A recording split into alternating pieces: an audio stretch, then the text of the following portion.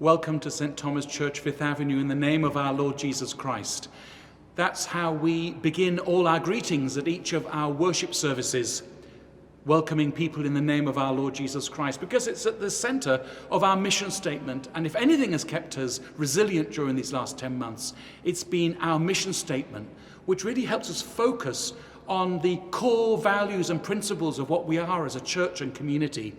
Our mission is to worship, love and serve our Lord Jesus Christ through the Anglican tradition and our unique choral heritage. Yes, we are St. Thomas, 5th Avenue. We don't just have a choral heritage, we have a 100-year-old choir school which brings boys from, regardless of where they come from, to our school and regardless of ability to pay, and it transforms their lives. So just imagine, the pandemic begins, what's the one thing that a choir school needs to do? It needs to meet together, not just to learn, but to sing. And they couldn't sing, we had to send them home.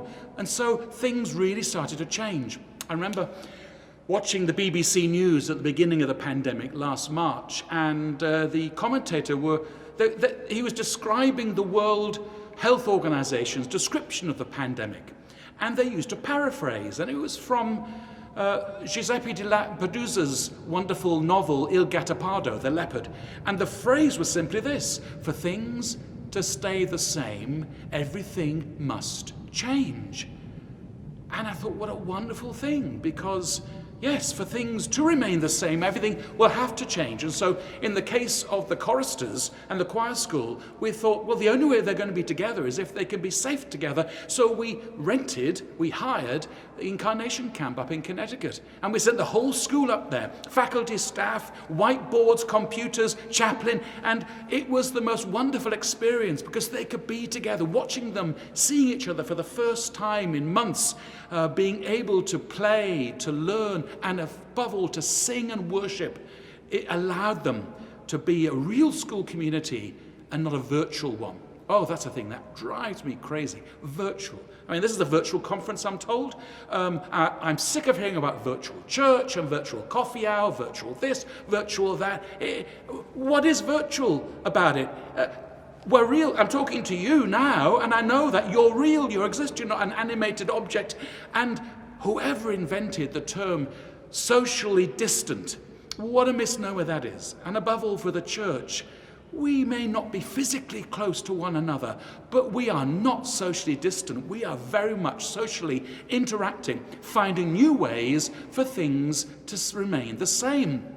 And so, just before the pandemic, we had begun a period of intensive self-study. We had begun a strategic planning process with some wonderful consultants and people working lay and ordained and staff and 1,200 parishioners, and we're all working hard together through focus groups and through task forces, thinking about how we wanted St. Thomas to be in the next 200 years once we celebrate our bicentennial celebration in a couple of years' time. And then the pandemic hit. But for things to remain the same, everything changed. And instead of being here in church, we discovered we had a global community. We have more people worshipping with us now than we ever have before. We may not have 300,000 visitors coming through the doors at the moment, but we have just as many people who are interested in being part of our fellowship. The choir school continued to find ways to educate and to allow the boys to be able to sing safely.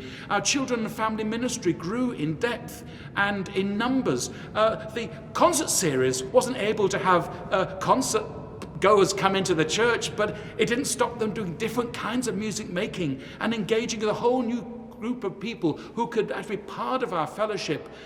Pastoral care was difficult during the pandemic because we weren't allowed to visit in hospitals, and we had people who were sick and dying, and we had to find new ways of being a caring and loving community.